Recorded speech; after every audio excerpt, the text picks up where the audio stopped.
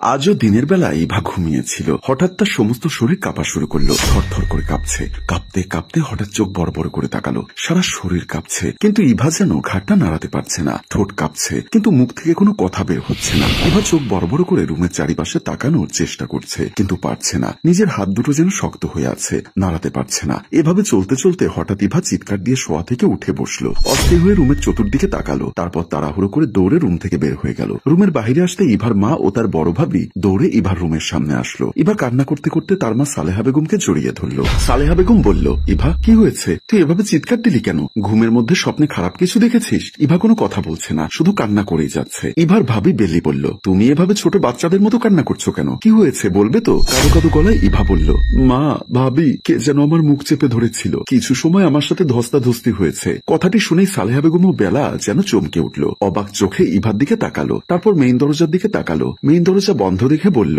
কি বলছিস? দিনে দুপুরে কে তো রুমের ভেতরে ঢুকবে, আর মেইন দরজা তো বন্ধ। আম্মা, ও মনে হয় স্বপ্নে দেখেছে।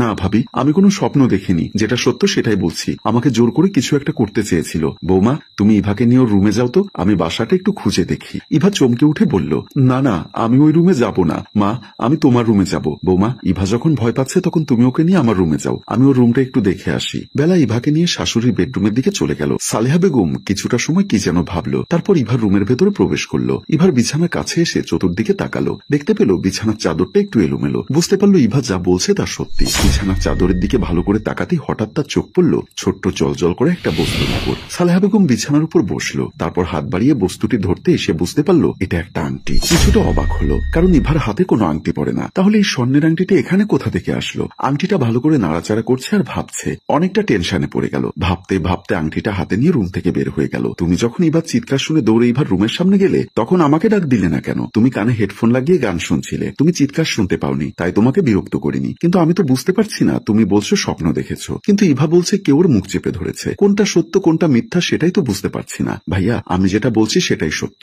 কেউ আমার রুমের ভেতরে ঢুকেছিল, কেউ আমার মুখ চেপে ধরেছে, সেজন্য আমি চিৎকার দিয়েছি। বেলা বলল, হলেও হতে পারে, কিন্তু আমার টেনশন হলো মেইন দরজা বন্ধ, আর একটু আগে সারা ঘর ঝাড়ু দিয়েছি, কোথাও কাউকে দেখতে পাইনি। তাহলে তোমার রুমে কে আসবে, আর কে তোমাকে জড়িয়ে ধরবে? আমি বুঝতে পারছি না। তাহলে কি আমাদের বাসায় জিন ভূতের আছর পড়লো নাকি? এমন সময় সালেহা বেগম রুমের ভেতর প্রবেশ করলো। অপুর পাশে দাঁড়িয়ে বলল, আমারও মাথায় কাজ করছে না। ইভা, এই আংটিটা তোর বিছানার উপর পেলাম, এটা কি তোর? না না, ও আংটি আমার না। অপু আংটিটার দিকে তাকিয়ে কিছুটা অবাক হয়ে মনে মনে বলল, এত দামি স্বর্ণের আংটি ইভার বিছানার উপর আসলো কোথা থেকে? কমপক্ষে 4 আনা হবে। এত দামি আংটিটা কার? সালেহা বেগম বলল, আমার মাথায় তো কোনো কাজ করছে না। এই আংটিটা যদি তোর না হয়, তাহলে তোর বিছানায় আসলো কোথা থেকে? আমি জানি না মা। অপু চিলের মতো ছো মেরে মায়ের হাত থেকে আংটিটা টান দিয়ে হাতে নিয়ে বলল, আংটি এখন যার কাছে আছে সেই আংটির মালিক। তাই কথা না বাড়িয়ে বাসার চারিপাশে খোঁজো, দেখো বাসার মধ্যে কেউ লুকিয়ে আছে কিনা। আমি স্বর্ণকারের দোকান থেকে আংটিটা পরীক্ষা করে নিয়ে আসি, এটা স্বর্ণ নাকি ইমিটেশন। বলেই কেউ কিছু বলার আগে দৌড়ে রুম থেকে বের হয়ে গেল। সালেহা বেগম পেছন থেকে কয়েকবার ডাক দিল, কিন্তু শুনল না।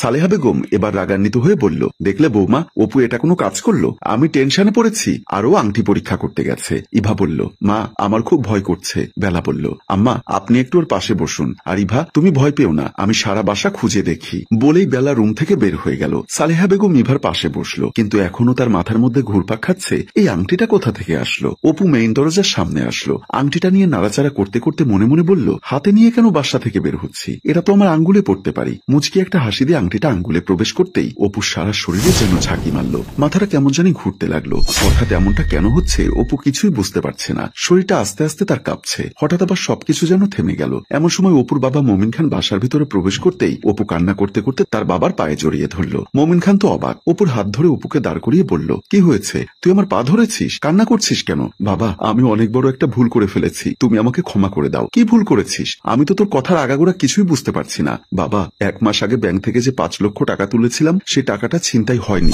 মমিন খান অবাক হয়ে অপুর দিকে তাকিয়ে বলল, কি বলছিস তুই? তুই না বললি তোকে মারধর করে টাকাটা ছিনতাইকারীরা নিয়ে গেছে? আমি মিথ্যা বলেছি। কেন মিথ্যা বলেছিস? বাবা, সত্য কথা বলতে আমি অনলাইন জুয়ায় আসক্ত।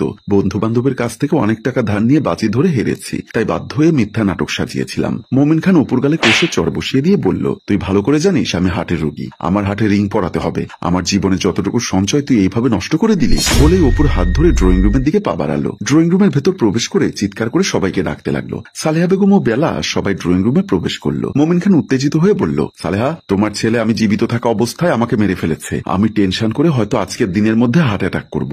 সালেহা বেগম অবাক হয়ে বলল, কেন, কি হয়েছে? ও ছিনতাইকারীর নাটক সাজিয়ে ব্যাংক থেকে যে 5 লক্ষ টাকা তুলেছিলাম সেই টাকাটা দিয়ে জুয়া খেলেছে আর আমাদের সবাইকে বোকা বানিয়েছে। সবাই কথাটা শুনে চমকে উঠল। তুমি এসব কি বলছো? আর এই কথা তোমাকে কে বলেছে? অপু বলল, মা আমি বলেছি। অপুর কথা শুনে সবাই অবাক হয়ে গেল। বেলা বলল, তুমি বলেছো? তাহলে সত্যি কি তুমি জুয়া খেলে টাকাটা নষ্ট করে ফেলেছো আর আমাদের সামনে ছিনতাইকারীর টাকাটা নিয়ে গেছে সেই নাটক সাজিয়েছো? হ্যাঁ বেলা, মিথ্যা নাটক সাজিয়েছি আর তোমার সাথে আমি অন্যায় করেছি। তোমাদের বাড়িতে চুরির নাটক সাজিয়ে তোমার বাবার 1 লক্ষ টাকা আমি চুরি করেছিলাম। তুই এত বড় জুয়ারি হয়ে গেছিস? চুরি করছিস, মিথ্যা প্রতারণার আশ্রয় নিচ্ছিস। মা আমি যা কিছু করেছি সবই অনলাইন জুয়ার জন্য করেছি। আর বেলার সাথেও আমি আরেকটা অন্যায় করেছি। তুমি কি অন্যায় করেছো? তুমি যেটা জেনেছিলে সেটাই সত্যি। আমি আসলে পাশের ফ্ল্যাটের দোয়েল ভাবির সাথে পরকীয়ায় লিপ্ত হয়েছিলাম। এবার সবাই চমকে উঠে একে অপরের দিকে তাকাচ্ছে। একটু আগের ঘটনা যেন সবাই ভুলে গেছে অপুর মুখে এমন সত্য কথা শুনে। কিন্তু সালেহা বেগমের মাথার মধ্যে ঘুরপাক খাচ্ছে হঠাৎ অপু এত সত্য কথা কেন বলছে। ভাবতে ভাবতে চোখ পড়ল অপুর হাতের দিকে। দেখতে পেল আংটিটা অপুর আঙ্গুলে পড়েছে। মনে মনে ভাবলো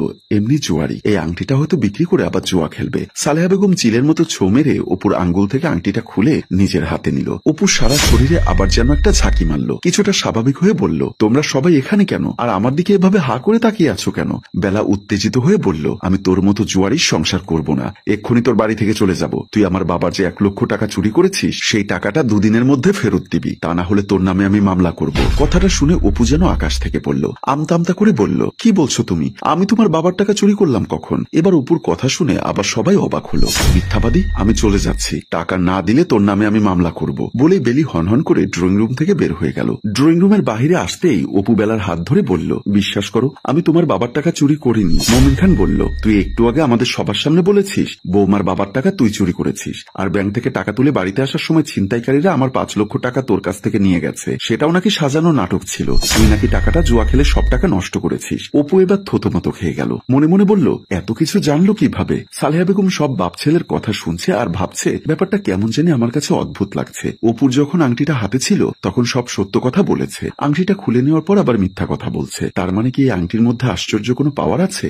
এই আংটিটাকেও পড়লে কি সত্য কথা বলতে শুরু করে? যদি এমনটাই হয় তাহলে তো আমাকে পরীক্ষা করতে হবে। বাপ ছেলে তুমুল কথা কাটাকাটি চলছে। সাথে বেলিও অপুকে ছেড়ে কথা বলছে না। ইভা সবার কথাবার্তা শুনে শুধু অবাক হয়ে তাকিয়ে আছে। এমন সময় সালেহা বেগম মোমিন খানের হাতটা ধরে একটা আঙ্গুলের ভেতর আংটিটা পরিয়ে দিল। মোমিন খানের শরীরেও একটা ঝাঁকি মারল। সারা শরীর থরথর করে কাঁপছে। চোখ বড় করে সামনের দিকে তাকিয়ে আছে। তারপর স্থির হয়ে গেল। সালেহা বেগমের দিকে তাকিয়ে মাথা নিচু করে নরম সুরে সত্য কথা বলতে লাগলো। আর সালেহা বেগম আস্তে আস্তে রাগান্বিত হতে লাগলো। প্রিয় ভিউয়ার্স, আসলে কি আংটিটার অদ্ভুত কোনো পাওয়ার আছে? আর এই আংটিটা ইভা রুমের বিছানায় আসলো কি করে? আর মোমিন খান কি এমন সত্য কথা বলেছে? সবাই অবাক হয়ে তার দিকে তাকিয়ে আছে। সালেহা বেগম তেলে বেগুনে জ্বলছে। সব প্রশ্নের উত্তর পেতে হলে 2য় পর্ব পর্যন্ত অপেক্ষা করুন। আমরা খুব তাড়াতাড়ি 2য় পর্ব নিয়ে হাজির হব। সে পর্যন্ত আমাদের সাথেই থাকুন। গল্পটি ভালো লাগলে লাইক, কমেন্ট ও শেয়ার করুন। গল্পটির রচনা ও পরিচালনায় ফেরদৌস অপু, প্রযোজনায় মঞ্জুর মোর্শেদ।